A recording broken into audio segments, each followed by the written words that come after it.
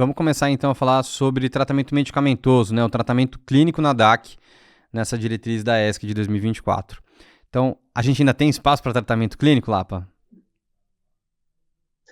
Então, Zé, esse é um dos pontos, né, que a gente comparando, né? A gente sempre fala, né, quando está nos cursos da gente, do TEC, de consultório, que a gente vai falar de tratamento clínico, né? E sempre fica aquela história, quando indicar revascularização, quando o tratamento clínico é suficiente.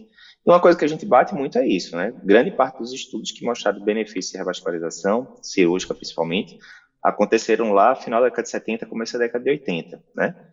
Tratamento cirúrgico mais tratamento clínico otimizado versus tratamento clínico otimizado. O problema é que o tratamento clínico otimizado na época era praticamente nada, né? Usava-se AS em uma pequena porcentagem dos casos, beta-block ali na metade dos pacientes mais ou menos, não tinha IECA, não tinha estatina, muito menos as medicações mais modernas que a gente vai falar daqui a pouco. Então, o tratamento clínico evoluiu muito ao longo das últimas décadas, e uma prova disso é o Trial Ischemia, né? Que é o maior trial de coronariopatia crônica da história, que a gente vai falar mais adiante quando for falar da parte de revasc.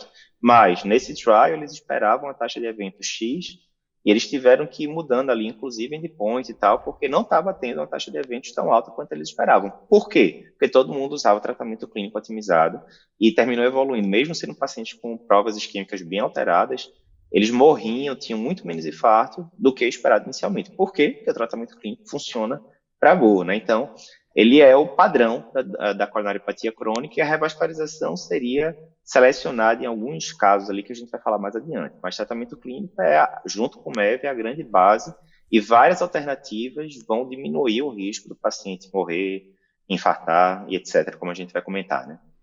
É isso, a gente sempre começa com essa chamada mais provocativa, mas assim, o tratamento clínico ele não é uma opção, ele é uma obrigação do paciente. Então, independentemente também de se você vai para uma estratégia de intervenção, o tratamento clínico vai estar junto com o paciente, mesmo que faça uma revascularização cirúrgica, mesmo que faça uma angioplastia. Então, vou botar aqui o primeiro slide para vocês darem uma olhada, que seria o step 4 do que a gente estava falando ainda na aula passada. Só para a gente saber onde a gente estava, que o quarto passo é o tratamento. E aí a gente vai primeiro, focar na mudança de estilo de vida e modificação dos fatores de risco, que foi o tópico que a gente acabou de abordar com vocês, né? Isso vai mudar prognóstico também. Óbvio, então tratar as doenças também que tem correlação, então se é um paciente que tem um risco inflamatório aumentado também por uma doença reumatológica, tratar essa doença, tratar diabetes, tratar hipertensão. Depois que a gente já ofertar um tratamento clínico otimizado para o nosso paciente, aí a gente vai reavaliar também a questão de intervenção para melhora de sintomas. Lembrando que a gente vai indicar algum tipo de tratamento que a gente vai falar, mas de intervenção, ou para melhora do prognóstico, aumento de sobrevida, ou para melhora de sintomas. E aqui, vamos comentar então, Lapa, primeiro o que a gente tem de terapia antianginosa, que acho que é mais fácil para a gente começar a falar sobre os antianginosos, depois a gente comenta sobre os que mudam sobrevida e mortalidade. Então, vou mostrar aqui o que a gente tem de opções terapêuticas aqui. Esse quadro aqui eu achei muito feliz porque ele copia o que já tinha numa diretriz da ESC de hipertensão com esse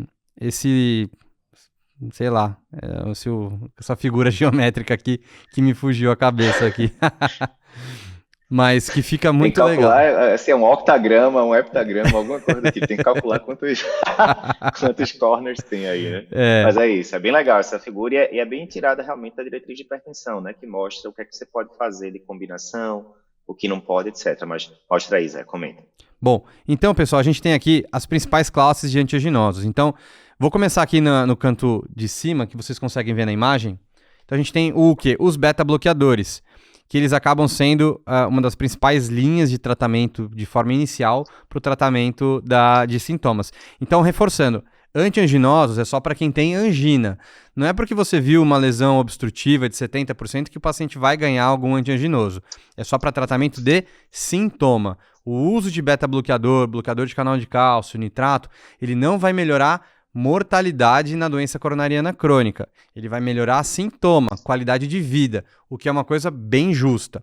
Então, o que ele coloca aqui como beta-bloqueador? Ele tem dois quadrinhos aqui, como vocês podem acompanhar comigo.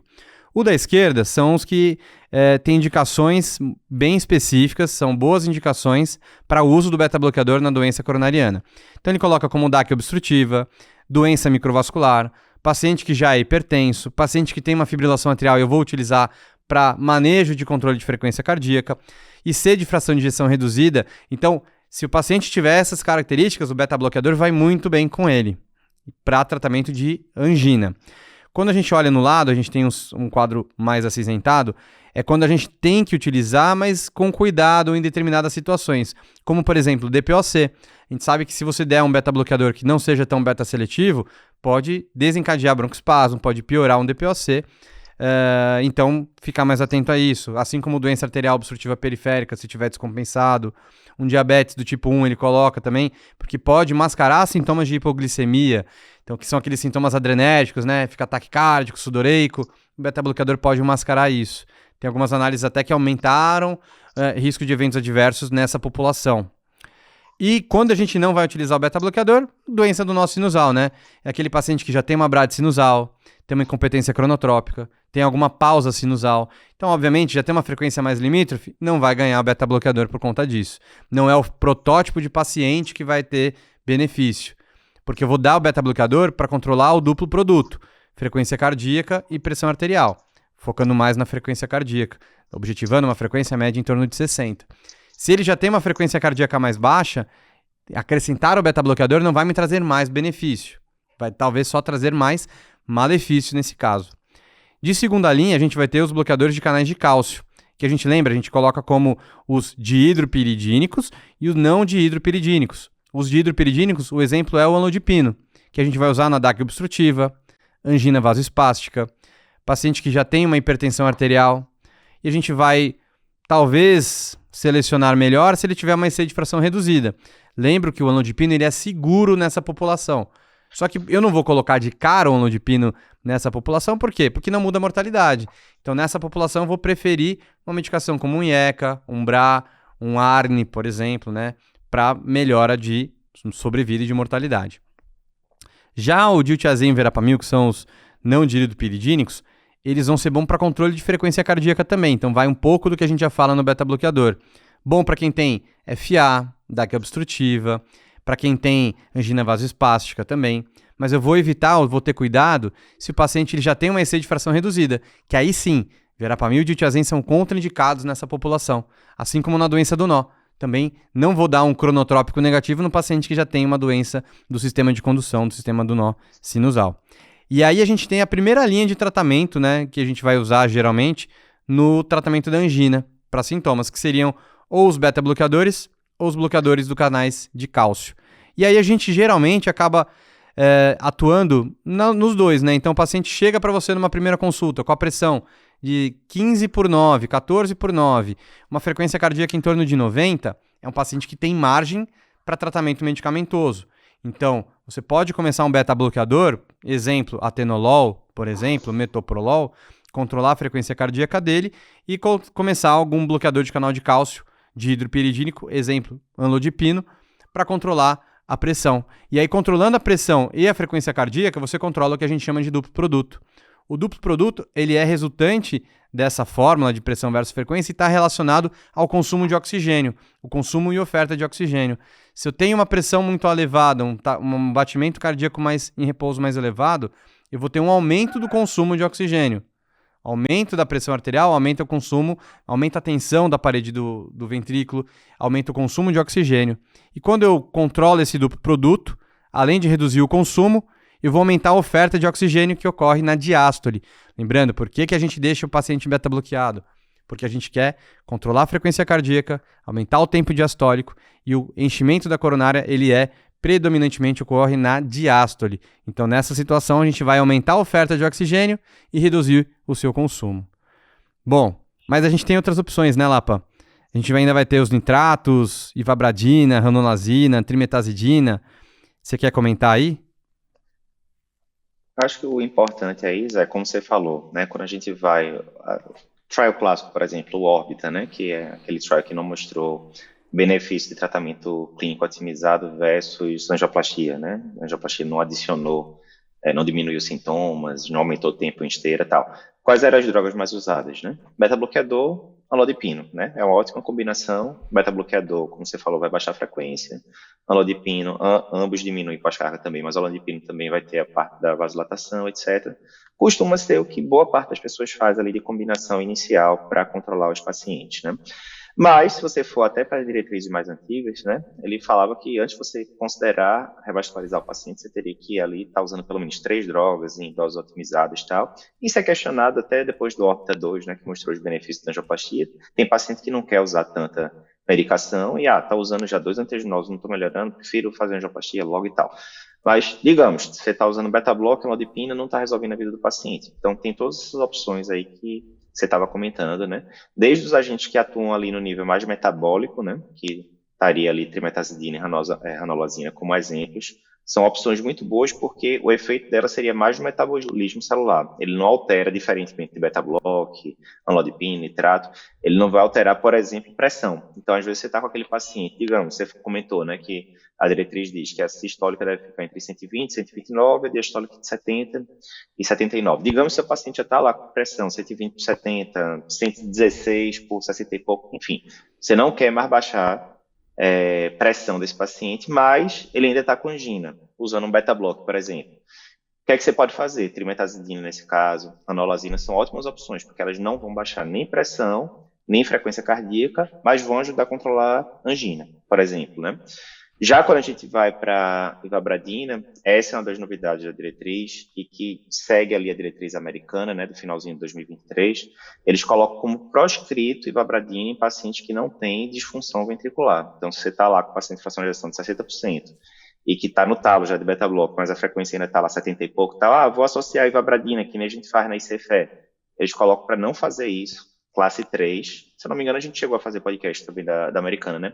Por quê? Porque tem aquele estudo Signify de 2014, né, que mostrou, estava vendo se ivabradina poderia melhorar desfechos ali no paciente com DAC crônica, não melhorou e no subgrupo que tinha sintomas, né, na ausência de C, até piorou, né? Então, essa é a novidade da diretriz comparada com a diretriz de 2019, bem alinhada ali com a diretriz americana. Basicamente, ivabradina fica restrita ali no contexto de ser FER, né, com fração de ejeção de 40% para baixo. E nitratos de longa duração, né? Lembrando que o nitrato de curta duração sublingual é a droga de escolha ali para momentos agudos, agudizações, etc. Né? Nitrato de longa duração é uma opção, mas normalmente a gente vai com essa combinação aí de antagonista de cálcio, de dopiridínico mais beta-block para começar a jogada. E um ponto importante, né, que a diretriz fala eu vi aqui, vice são 7 pontos, então é um heptágono isso daí. Dessas 7 drogas que a gente viu, algumas já foram testes para ver se diminuía desfecho e não diminuiu. Exemplo, a trimetazidina, né, num trabalho específico, ivabradina, etc. O que a gente tem de evidência aí que pode diminuir desfecho é o beta-block e ainda discutível, que são aqueles trabalhos mais antigos em paciente que já infartou, né? O que não tem dúvida se o paciente tiver disfunção de VE, aí é protocolo ICFE, beleza. A gente tem várias alternativas que diminuem desfechos, né? Mas no paciente de fração preservada é beta-block pós-infarto e olhe lá. Queria comentar aqui também uma mandracaria que a gente... aquelas resenhas assim que a gente vê no ambulatório, né? Porque pela diretriz brasileira, a gente tinha alguns estudos ainda comentando sobre alopurinol, e aqui nem foi citado alopurinol nessa diretriz. Eu sei que também, para quem não sabia, alopurinol é uma medida de última linha, né, no tratamento da DAC. Tem alguns estudos até aqui brasileiros em relação a isso. Mas era uma dose alta, até para vocês saberem, se não me engano, algo em torno de 600 mg dia, 300 a 600 mg de uma dose mais alta do que o habitual para o tratamento da hiperuricemia. E, enfim, tem alguns estudos que mostram algum grau de benefício, mas assim, é o cara que já está on top, que já não tem uma perspectiva de uma intervenção para melhora de sintoma exclusivamente. Então, do que a gente tem de medicações, a gente acaba ficando com esse heptágono aqui, com beta-bloqueador, bloqueador de canal de cálcio, nitratos de longa ação, ivabradina, se tiver IC de fração de injeção reduzida e só, ranolazina e trimetazidina, que é uma outra medicação a nível metabólico também, bom para pacientes que têm uma pressão mais limítrofe, acaba entrando nessa situação, ou até mesmo pacientes que têm uma angina microvascular, né, que tem total raciocínio e faz super sentido para isso. Acho que para tratamento antiaginoso é isso, né, Lapan? Acho que bora para falar do que importa aqui, que é o que muda a mortalidade, que é o tratamento com antiagregantes. Então, aqui, quando a gente está na clínica, a gente fica naquela, não, mas é AS para prevenção primária, mas esse cara, ele nunca infartou, mas ele está anginando, eu já vi que ele tem DAC na angiotomo, entrando naquele tópico que a gente comenta às vezes de prevenção primária e meia, que seria o paciente que ele já tem uma DAC, Você já viu que ele tem obstrução coronariana, mas ele não teve o primeiro evento. Então, pela diretriz, ele sugere da gente deixar, sim, o uso de um antiagregante plaquetário em monoterapia, preferencialmente a aspirina, na maioria dos pacientes com DAC crônica, então naquela dose que pode variar de 75 a 100 mg a dia. E para quem tem intolerância, alergia à aspirina, o clopidogrel pode ser uma alternativa. A gente tem estudos também com isso. O Capri, por exemplo, tem um efeito benéfico na proteção de desfecho, mas tem um risco aumentado de sangramento. Outras estratégias, eu vou comentar mais para frente com vocês, já eu boto o slide, mas assim, temos a estratégia do COMPASS, que é um estudo que avaliou uma microdose, entre aspas, né, baby dose de xarelto, que é a rivaroxabana, 2,5 duas vezes ao dia, em associação com aspirina. Quem que é o paciente preferencial que a gente vai usar isso? Quem tem doença arterial periférica, dando um spoiler aqui para vocês. O Pegasus Time, que é com ticagrelor também, que é um pós-infarto. A gente pode utilizar, então, uma combinação no contexto da DAC crônica de ticagrelor com aspirina. E, por fim, a gente também tem a possibilidade de você manter o clopidogrel, por exemplo, em uma terapia estendida por 30 a 36 meses, que é o DAPT Score. Então, o DAPT Score, para quem nunca ouviu falar, é um score que você calcula, tem uma calculadora, você tem acesso, por exemplo, nos sites, plataformas de calculadora médica.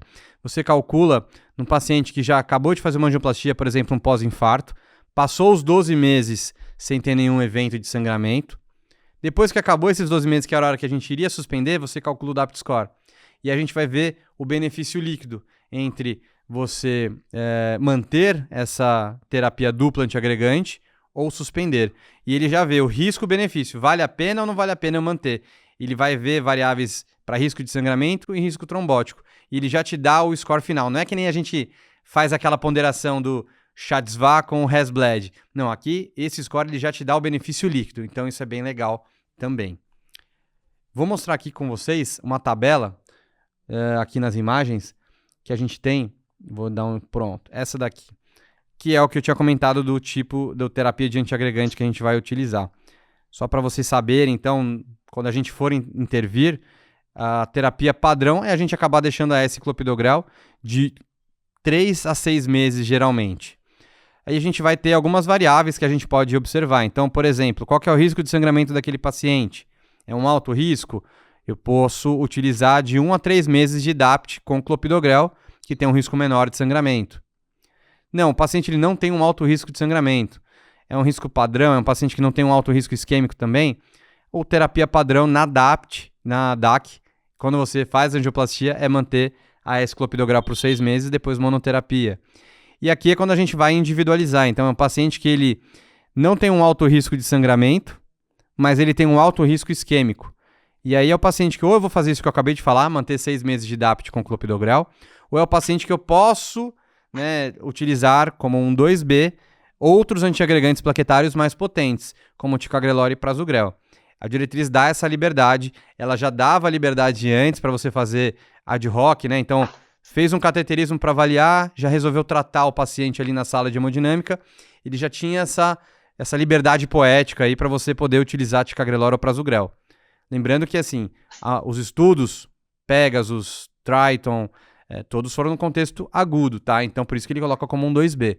Então, no cara que tem um alto risco isquêmico, então é uma angioplastia de tronco, vai colocar um monte de stent, é uma malha fina, um diâmetro pequeno do stent, que tem um alto risco, esse paciente pode ser que se beneficie mais de uma terapia mais potente do que o paciente que não tem essas características. Então, nessa situação, pode-se considerar ticagrelor ou prasugrel, mas reforço, isso daí é a exceção. Tá? O padrão é mesmo a S-clopidogrel, 3 a 6 meses. Alto risco, encurto para 1 a 3, risco padrão, mantém em 6. Ok?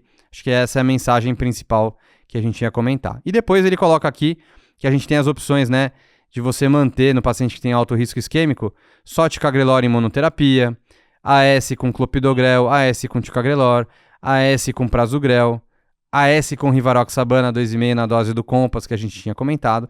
São todas as possibilidades de terapia antiagregante que a gente vai ter. Mas o foco aqui, o importante, é a gente saber dar aspirina para quem precisa, tá? A prevenção primária e meia está super bem indicado. Você quer complementar algo aqui da terapia antiagregante, Lapa? Eu acho que um bom resumo é esses. Aqui, a terapia antiagregante, antitrombótica em paciente coronariopata crônico e agudo, talvez seja uma das áreas mais amplas ali da cardiologia, né? Então, você tem evidência para tudo, praticamente, né? Desde fazer esquema de dupla antiagregação curto, pós-angioplastia, até fazer super prolongado, e por aí vai.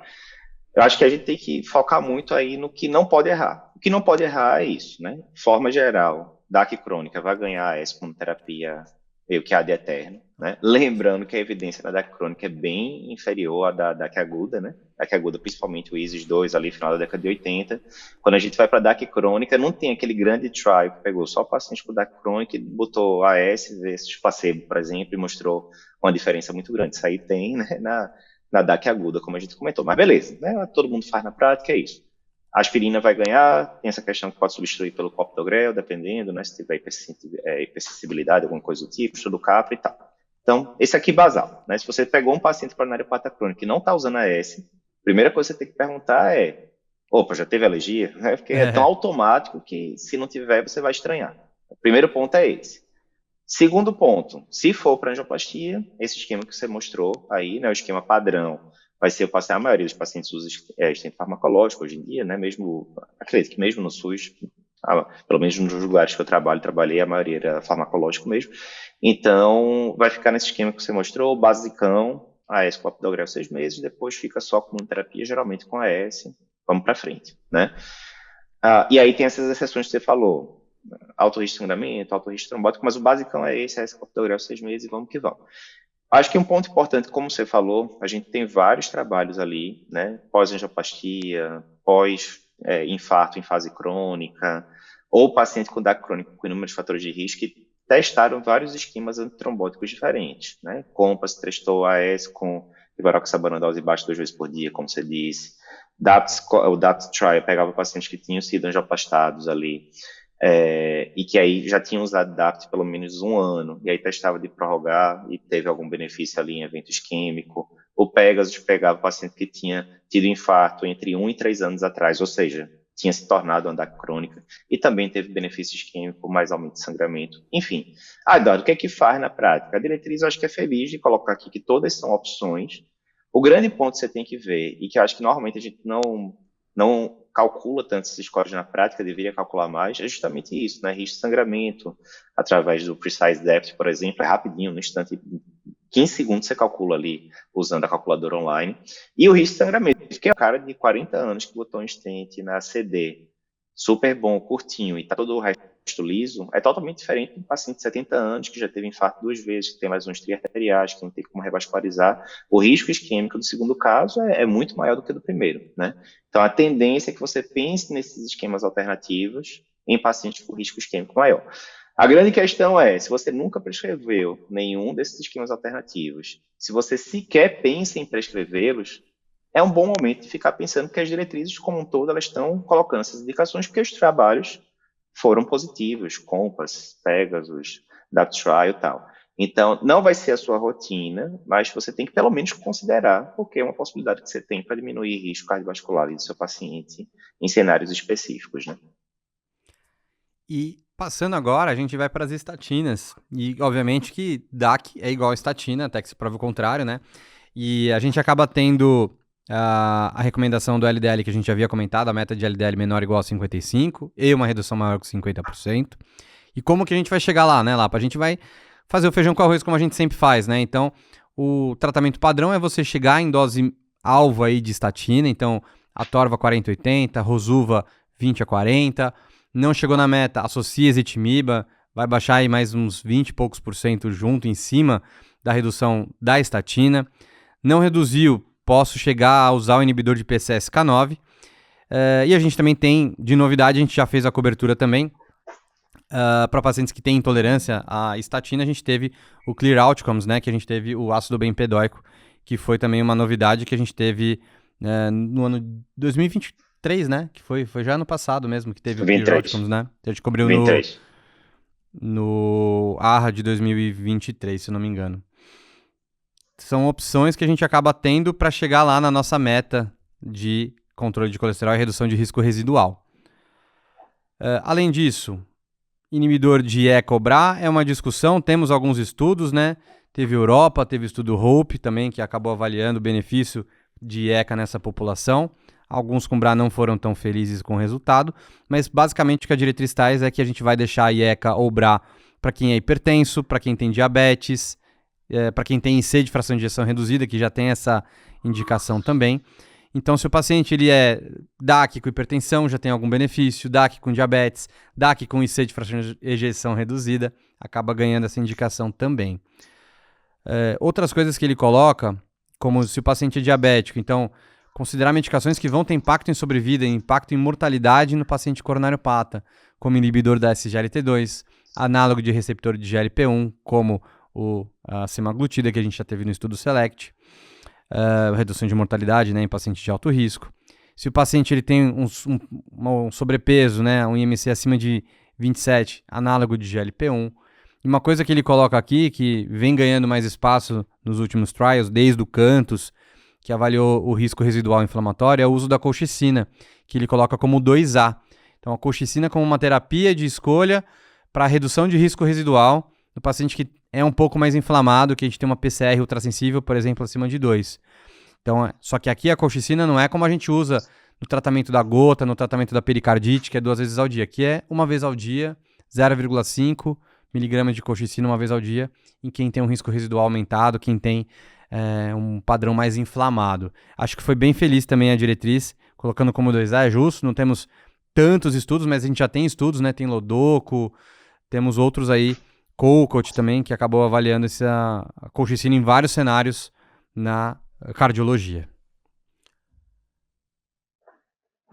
Acho que já comenta colchicinas. A gente tem aquele mnemônico clássico, né, Zé, que o pessoal que acompanha a gente já fala há muito tempo, que são quais são as drogas que reduzem risco na DAC crônica, risco de morte e ou infarto, né?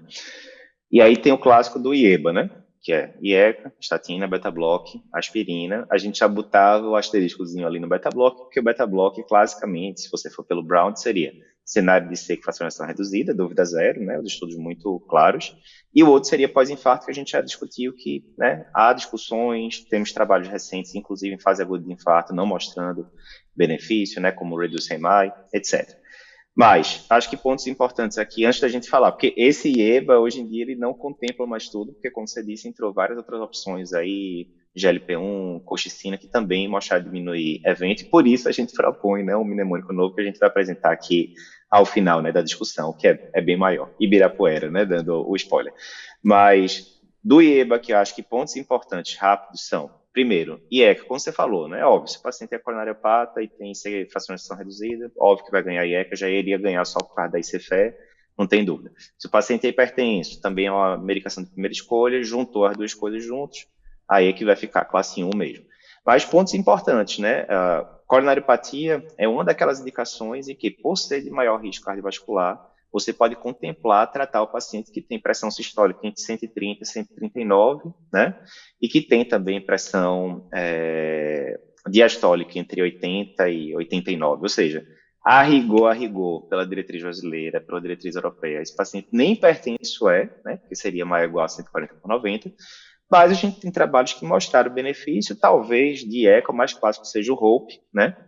Lá de 2000, New England, 24 anos atrás, e que era majoritariamente um trabalho de coronariopatia, né, crônica, 80% dos pacientes tinham DAC. E se você for ver o critério de inclusão do estudo, era pressão 139 por 79, em média, né? Então, a rigor, os pacientes estariam ali na faixa de pré-hipertenso ou pressão elevada, né, se você for usar a diretriz europeia nova. Então, esse é um ponto importante de lembrar, né? Porque pode parecer estranho, mas o paciente está com 130 e pouco por 70 e pouco, nem hipertenso eu estou dando um antihipertensivo, pois é, mas a gente tem essas evidências aí, né, tipo do HOPE trial, mostrando isso. Acho que o primeiro ponto é isso. Segundo, estatina, eu fiz um post ontem, inclusive, que sempre batendo ali no povo que fala mal de estatina, né, a estatina é um engodo das farmacêuticas, estatina provavelmente junto com antihipertensivo, são as duas maiores revoluções da história da medicina, né, da cardiologia, desculpa, da medicina aí também já é demais, mas da cardiologia, né. Lembrando que estatina, na DAC crônica, a gente tem clássico trabalho 4S, né, 4S, que saiu em 1994. Estava acompanhando a Brasil ser tetra nesse ano. Tinha lá meus 10, 11 anos de idade. Saiu também o estudo 4S na época, que mostrou a redução de 30% de mortalidade total com o uso de Simva-40 na DAC crônica. É um absurdo essa redução, né? Saiu de 12% para 8%, NNT de 25%. Então é crucial você usar a estatina. Eduardo, mas não tem estatina de alta potência, só tem o Simva. Pois é, o estudo 4S foi por Simva, mas obviamente hoje em dia as coisas evoluíram e a gente tem todas essas alternativas que você falou, almejando a princípio LDL menor do que 55 para os europeus, menor do que 50 para os brasileiros, né? Mesma coisa, basicamente, né? Então, não esquecer essas outras alternativas que a gente tem. Ácido bempedoico, até a última vez que eu vi, não tinha chegado no Brasil ainda. Tinha Isso. escutado, queria chegar em breve, mas, enfim, até o dia da gravação desse podcast não chegou ainda. Legal que ele coloca como um A, Então, assim, ácido bempedóico na diretriz já. é aquele negócio, né, Zé? Quando a gente Um vai B, perdão. ali, o Clear Outcomes mostrou, né, a evidência clara em pacientes que eram intolerantes à estatina, nesse cenário específico, né? Então não era add-on, né? Em estatina, a maioria dos pacientes não estava usando estatina porque não tinha tolerado, pelo menos não a dose ideal, enfim. Mas tinha essa evidência, é um trabalho, por enquanto, que mostrou, né, a redução que foi o Clear Outcomes, mas acho tranquilo também, medicação com pouco efeito colateral, vamos ver como é que vai chegar em relação a preço aqui, né? Então, do IEBA, né, é basicamente isso que a gente falou, né, está muito bem sedimentado, cai muito em prova de título, etc, etc. Eu acho que da parte de tratamento medicamentoso, as duas grandes novidades que a gente tem realmente nessa diretriz comparada com a de 2019 são agonista de LP1, né, semaglutida 2,4 miligramas uma vez por semana, baseado no Trial Select, saiu no finalzinho de 23, entrou na diretriz de 24, tinha que ter entrado mesmo, então, se você está com paciente coronariopata crônico, com IMC maior ou igual a 27, nesse cenário, né, seguindo ali os critérios de inclusão do estudo Select, houve redução de 20% de mês, mais ou menos, na hora que você usa essa medicação. Tem a questão do preço, não é uma medicação barata. Definitivamente, se você for ver no escopo brasileiro, né, boa parte da população não teria condições de pagar, mas como médicos temos que saber que tem essa opção. E a colchicina, que aí, como você disse, né, ele colocou como indicação 2A na europeia, colocou como 2B na americana do final de 2023. Normalmente, quando há divergência entre diretriz europeia e americana, a maioria das vezes eu concordo com os americanos. Concordo dessa vez. Eu tenderia a deixar 2B, Zé, por um motivo. A gente tem dois trials principais, né? Sim. Que é o Lodoco 2 em DAC crônica, o COCOT em DAC aguda, ambos com redução relevante de MACE, mas tem aquela questão, a probabilidade de pré-teste já não era gigante, né, de ter mostrado diferença, mas mostrou, ok, mas a gente tem que sempre avaliar de acordo com a probabilidade de pré-teste. É diferente de, por exemplo, aparecer um novo trial de C mostrando que um quarto, quinto tipo de glifosina diminuiu o desfecho. Já tem vários. Se um quarto, quinto mostrou diferença, a probabilidade de pré-teste que mostrar será altíssima, então eu vou confiar nisso e vamos que vamos, né? Colchicina é um pouco diferente. E tem aquela questão do medo de aumento de casos de infecção, inclusive casos de sepsis e tal. Em paralelo, tem um bocado de trial rolando de colchicina, da crônica e aguda, que a gente deve ter resultados nos próximos anos.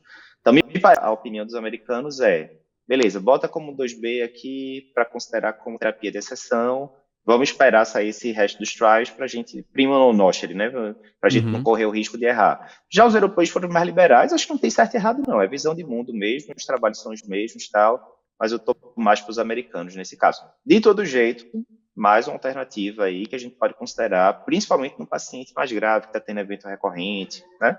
Medicação barata, com pouco efeito colateral, né? E que a gente já usa há décadas aí para tratamento de gota, por exemplo, como você disse. Então, acho que são pontos importantes em relação à terapia medicamentosa. Maravilha. E eu ia comentar que a gente tinha discutido isso antes, a vacinação, né? Vacinação a gente tava para deixar na MEV, mas a gente acaba deixando aqui como prescrição, porque essa tendência, né, até da gente levar a prescrição de vacinas como uma coisa séria, não só ficar no verbal. Então, lembrar de vacinação contra influenza, pneumococo, outras infecções, né, como a Covid-19. Então, vacinação entra, sim, no contexto de DAC, como terapia farmacológica, para a gente lembrar dos nossos pacientes também. Vou puxar aqui uma imagem Perfeito. aqui, Lembrar, Lapa. né, Zé, que com influenza tem aquela questão até, né, mas o que é que teria a ver uma coisa com a outra e tal? Em relação à influenza especificamente, obviamente qualquer infecção que leve o paciente à internação, e que tenha comorbidades como coronariopatia, a gente já viu isso várias vezes. Às vezes o paciente interna por infecção respiratória, descompensa a coronariopatia, descompensa a insuficiência cardíaca e começa a descer a ladeira. Mas especificamente em relação a infecções virais, tipo influenza, né, tem aquela teoria de que, como a agudização de coronariopatia está muito relacionada com inflamação sistêmica, na hora que o paciente tem uma infecção desse tipo, né, ele poderia ativar ali o sistema inflamatório como um todo, e muitas vezes isso tem vários estudos, né, observacionais mostrando aumento de infarto, etc., em termos populacionais após, né, epidemias de influenza e coisas do tipo, né. Então, bem importante, todas as diretrizes colocam isso também, né, então, intervenção relevante que está indicado pelo Ministério da Saúde, né. Maravilha. E aí, eu queria mostrar aqui uma imagem só para a gente fechar essa parte do tratamento medicamentoso. São duas coisas que eu queria mostrar aqui. Bom, opa, a primeira, a gente tem a mnemônica que o Lapa comentou, né, do Ibirapuera. Se quiser explicar aí, Lapa. Boa, Zé. Então, esse daqui a gente tem que fazer um mnemônico longo mesmo, né? Mas isso para mostrar como tem evoluído realmente o tratamento da crônica. E, obviamente, pessoal, mnemônicos, eles, processos, né, para você lembrar, ele é muito mais para o médico não especialista ou para que está iniciando a especialidade do que para o médico mega experiente, né? Você não vai chegar para o chefe da coronária do ganho de serviço e falar, ó, vamos usar aqui o mnemônico e tal. Obviamente, ele já tem aquilo no piloto automático, mas principalmente para quem está começando, é muito bom você ter esse checklist. Quem não leu ainda o livro Checklist Manifesto, do Atul Gawande, recomendo fortemente, porque ele mostra como o checklist pode mudar as coisas, não só em aviação, mas em medicina também. É bem legal o storytelling do livro. Mas é isso, Ibirapuera, que aí já lembra, né? Isso aqui eu fiz no dia que a gente estava cobrindo o congresso, né, Zé? Eu fui correr lá no Sim. Ibirapuera, falei, ó, todo mundo relaciona Ibirapuera com corrida, atividade física, que é uma coisa crucial na DAC crônica, né? Então, ó, vamos lá, Ibirapuera e DIECA, comentamos as grandes indicações seriam em paciente que é hipertenso, diabético, renal crônico, e com fração de ação reduzida, mas diretrizes de forma geral dizem que você pode considerar na DAC crônica meio que de padrão, né? B de beta-block, a principal benefício, aqui a gente está falando de medicações e intervenções que poderiam reduzir desfechos clínicos, né? O beta-block, com certeza, se tiver fração de ação baixa, mas naquele cenário pós-infarto você pode considerar também. E SGLT2 vai diminuir desfecho se o paciente tiver diabetes, DRC ou IC, tudo isso é no contexto de coronariopatia, né? Então, DAC mais diabetes, DAC mais DRC, DAC mais IC, independentemente da fração de ejeção. R de reabilitação, como a gente falou, né? Isso é questão de prova, inclusive, às vezes, né? Reabilitação na DAC crônica tem estudos mostrando diminuição de mortalidade.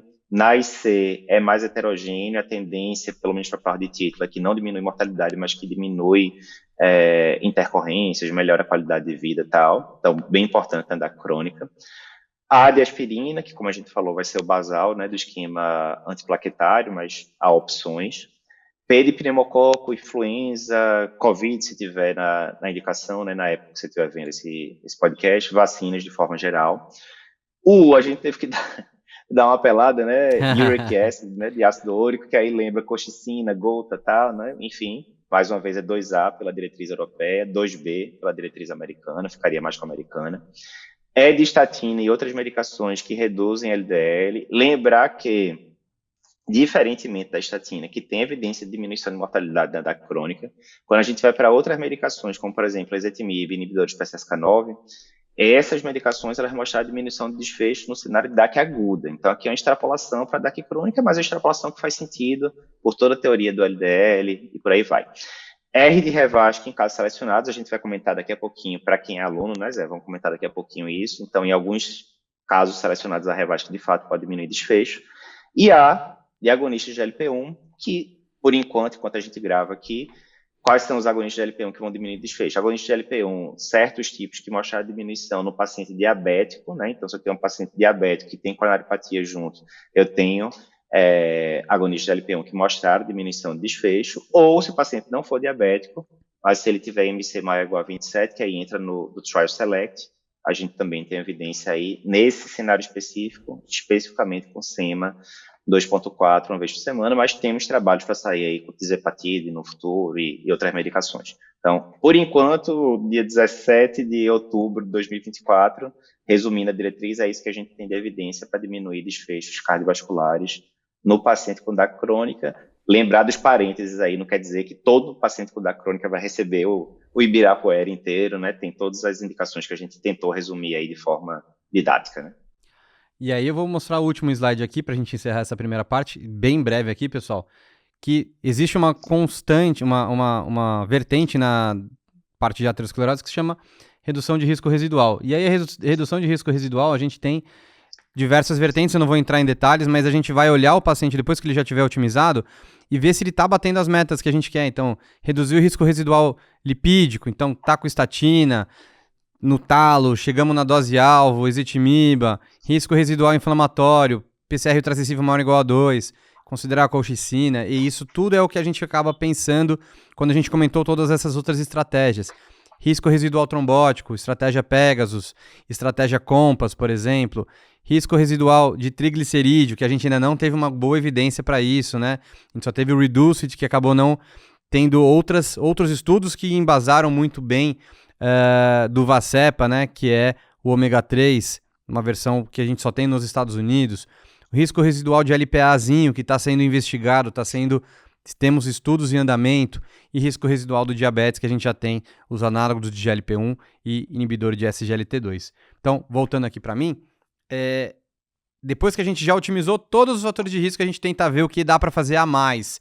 Porque muitas vezes a gente está falando de DAC no paciente que chegou na consulta com você hoje, descobriu a DAC, você vai começar o tratamento, mas muitas vezes você já pega o paciente, entre aspas, mexido.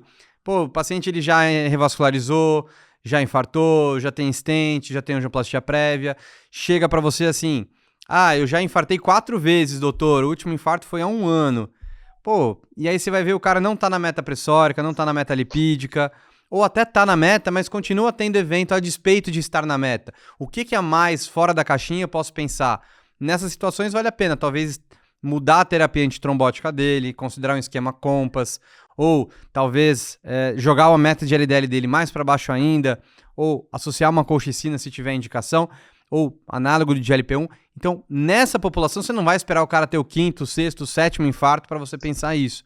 Pensa nisso antes do paciente começar a ter mais eventos, tá? Muitas vezes é o que acontece, pelo menos na minha prática, já chega o paciente otimizado, mas tendo evento ainda, a despeito de estar com terapia medicamentosa otimizada. Então, só para a gente lembrar que existe essas outras opções para a gente pensar um pouquinho fora da caixinha. Acho que é isso, né, Lapan? De tratamento. Perfeito, Zé. Perfeito. Volta só lá, Zé, o slide, só para comentar uma coisa que é interessante. Só para vocês verem, certo? E para ver como o tratamento de coronariopatia tem evoluído. Se a gente for pegar tudo que está aí nesse slide, vou comparar quando eu acabei a residência de cardio, certo? Finalzinho de janeiro de 2011, né?